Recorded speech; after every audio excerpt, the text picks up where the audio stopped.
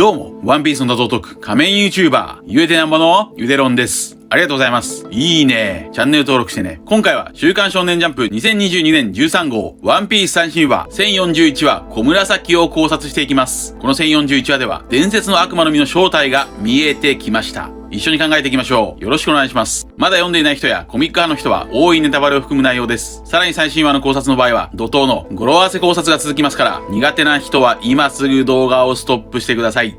よろしいでしょうか？行きましょう。今回1041話のスタートは引き続き桃之助と大和の会話。桃之助はズニーシャと会話をしたものの、ズニーシャの罪について詳しいことはわからないと言います。そしてズニーシャは桃之助に、桃之助、お前の命令を待っている。お前と共に戦うためにやってきた。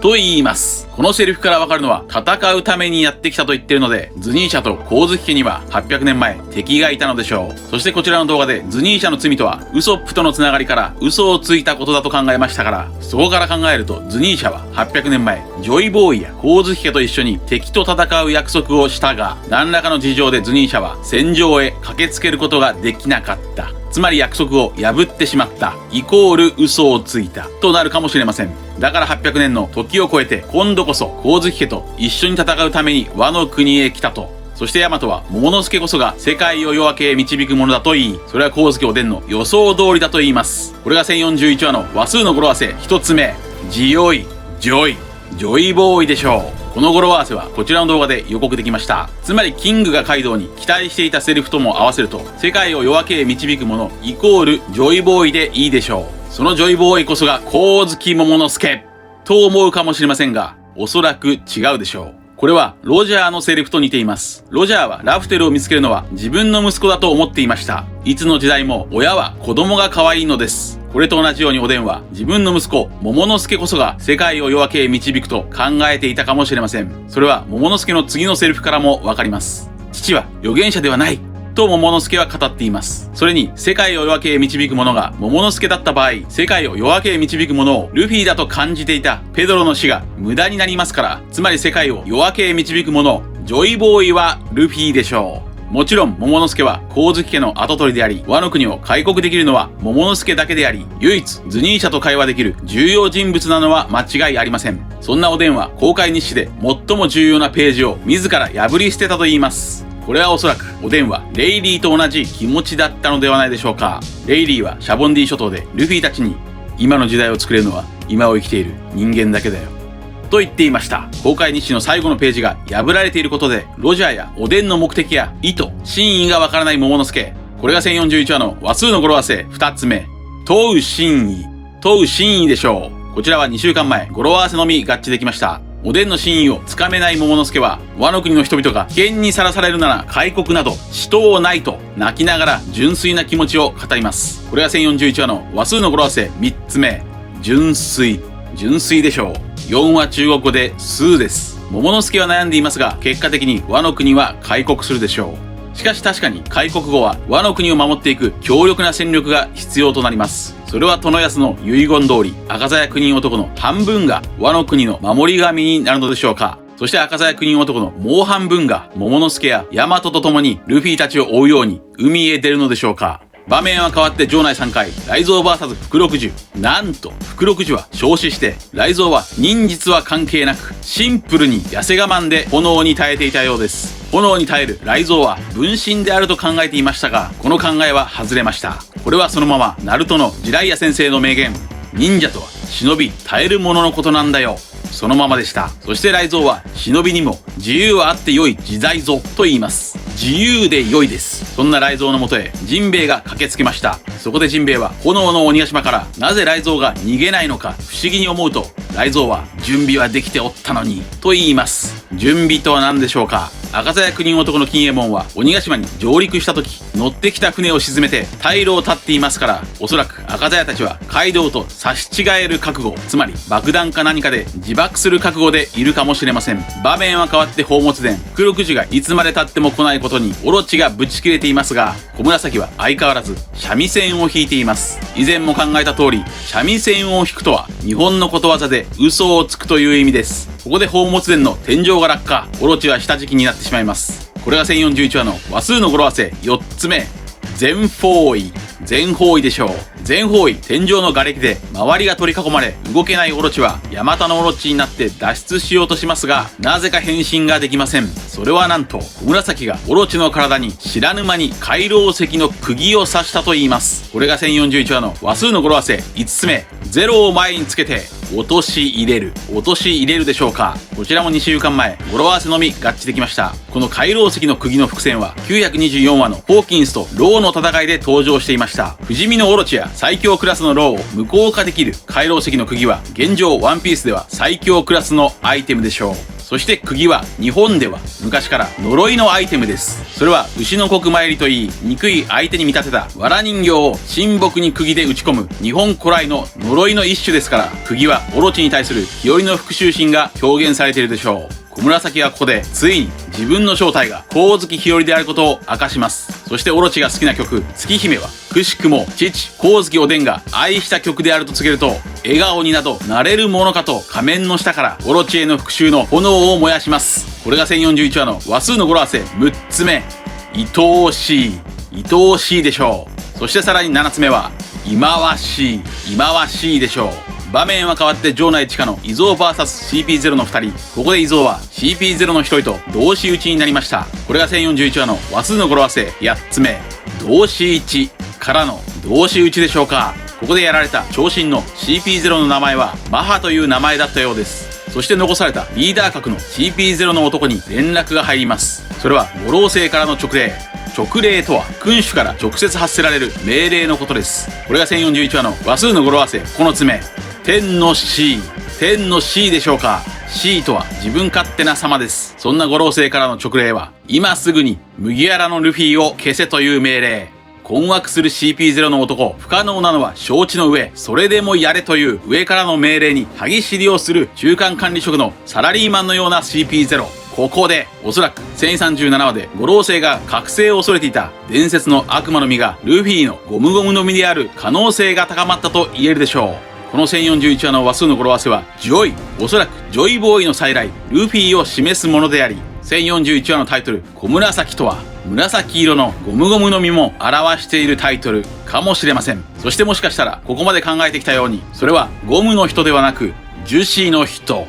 樹脂の人。1041話の扉にはこちらの動画で考えたルフィ油樹脂説のヒントキャラプリンのペットニトロが登場しています。ニトロについてはこのように考えました。こちらです。次に考えたいのは超マニアックですが、ミツメ族プリンの相棒ゼリーのニトロです。ニトロの名前はおそらく爆薬のニトログリセリンでしょう。そのニトログリセリンは甘味料のグリセリンから作られます。だからお菓子の国にニトロがいたわけです。つまり小田先生は化学についても知識がありそうです。そしてそのグリセリンは酸化アルコールという分類。そして1037話でカイドウが飲んでいた日本酒には琥珀から発見された琥珀酸が入っています。その琥珀酸の分類がニカアルコール。ニカです。これは偶然でしょうか。この1価、2価、3価などのヒントはもしかすると魚人島に登場した5つ子のメダカ1価、2価、3価、4価、4価2でしょうか。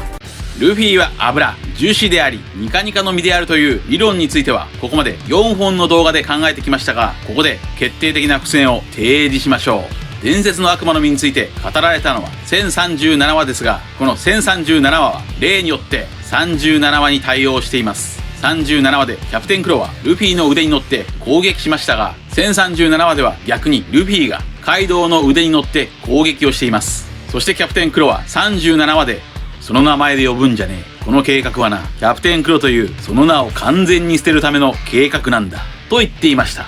つまり37話ではクロが名前を捨てた話、1037話では悪魔の実の名前を消した話、このようにリンクしています。さらにルフィの能力を見たクロは37話でただ伸びるってだけでもなさそうだなと言っています。ゴムゴムの実はただ伸びるだけじゃない、これが20年以上前に仕掛けられた伏線でしょう。そして黒は元黒猫海賊団ですから、黒猫を語呂合わせしてみましょう。黒猫の語呂合わせは黒猫9625です。そしてこれをルームシャンプツ5629にするとゴムとニカ、ゴムゴムの実の本当の名前はやはりニカニカの実かもしれません。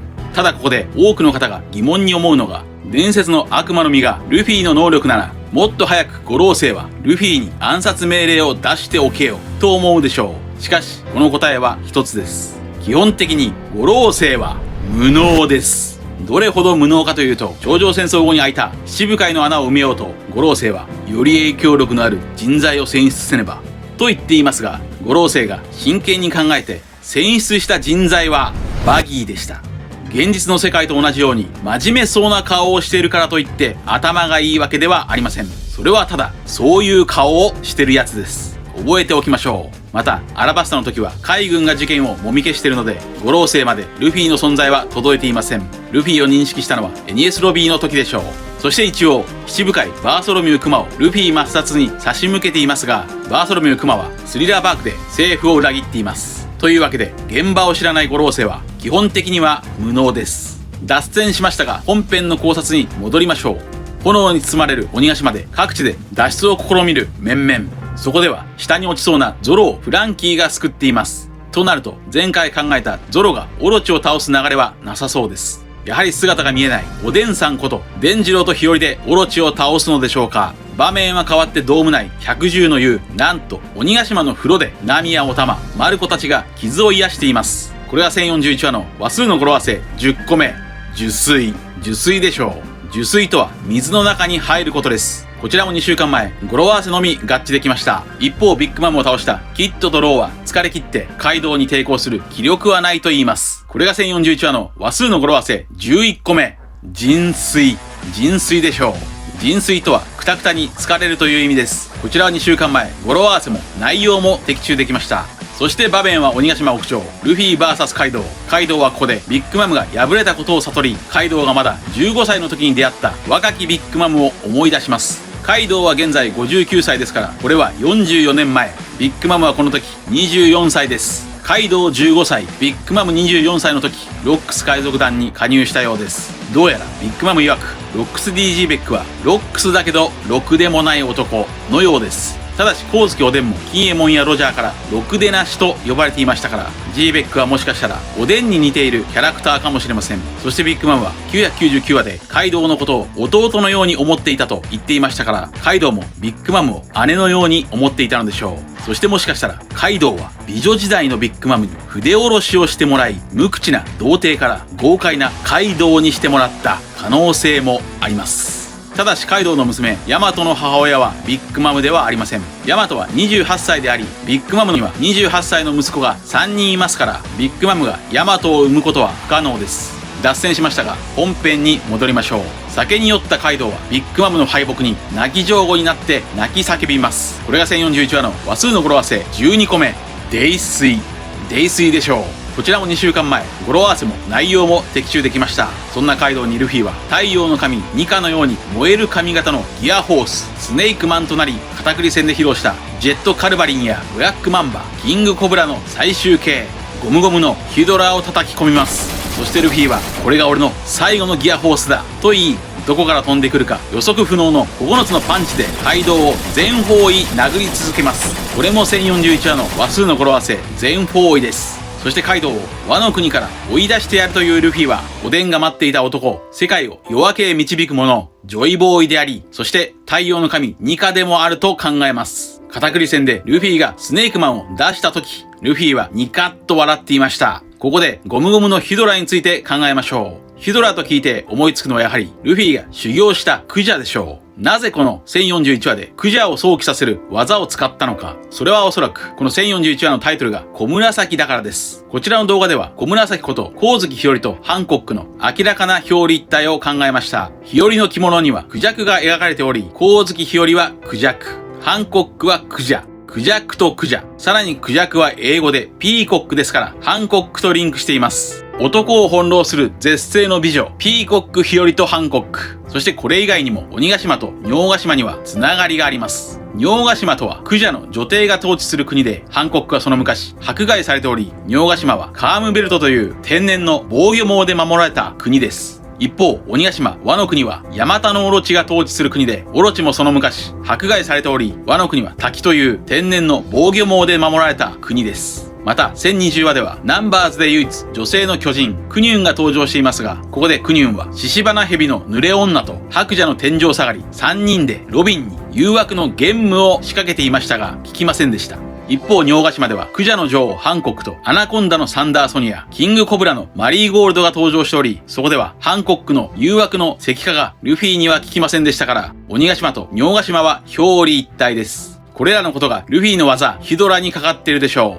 う。ちなみに、スネークは、語呂合わせ的には、スネーク。479は、希望の戦士。ナイトメアルフィが古代巨人族魔人オーズを倒した回であり、そしてローラたちは夜明けが近い、太陽の下を歩きたいと言っているのが面白いです。そしてルフィはこのヒドラが最後のギアフォースだと言っていますから、これでカイドウを倒せない場合はギアフィフスあるいはギアリバースを繰り出すしかないでしょう。その姿は1年前に考えたように炎をまとった不動明王でしょうか。ワンピースのアニメ監督深澤さんはインタビューでギアフォースの体の模様には秘密の設定があると言っており、原作ではギアフォースの模様は黒でしたが、アニメでは赤みがある黒に変更したと言っていますから、ギアフォースの模様は誰が見ても炎でしょう。しかしギアフォースは炎を使いません。となると、この模様の設定は次のギアで使われるはずです。さらに小田先生はギアフォースで和のテイストを入れたかったとも言っているので、次のギアは炎をまとう不動明王の可能性が高いのではないでしょうか。しかしゴムでは炎をまとえないので、ルフィはギアリバースしてゴムを油や樹脂に戻して体を燃やすのでしょうか。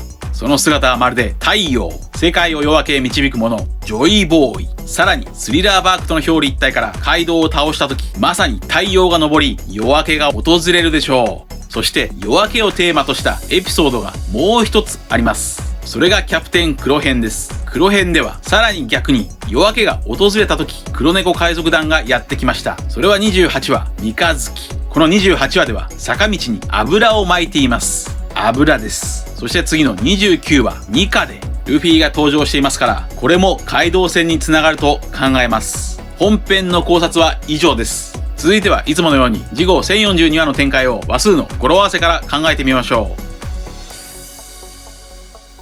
1042話の話数の語呂合わせ予想1つ目は実質。実質というのはどうでしょうか。実質とは我を忘れることですから、日和に正体を告げられたオロチが慌てふためくのでしょうか。1042話の話数の語呂合わせ予想2つ目は転出。転出というのはどうでしょうか。転出とは他の場所へ移動することですから、燃える鬼ヶ島からルフィとカイドウ以外脱出するのでしょうか。これならまさにカイドウとルフィの1対1の差しの勝負になります。1042話の話数の語呂合わせ予想3つ目は提出。提出というのはどうでしょうか。提出とはある状態が現れること、人前に見せることです。日和がオロチの前で仮面を取って復讐に燃える鬼の形相を見せるのか、あるいはルフィが覚醒の片鱗を見せるのでしょうか。1042話の話数の語呂合わせ予想4つ目は問う死人。問う死人もしくはゼロを前につけておでんは死人。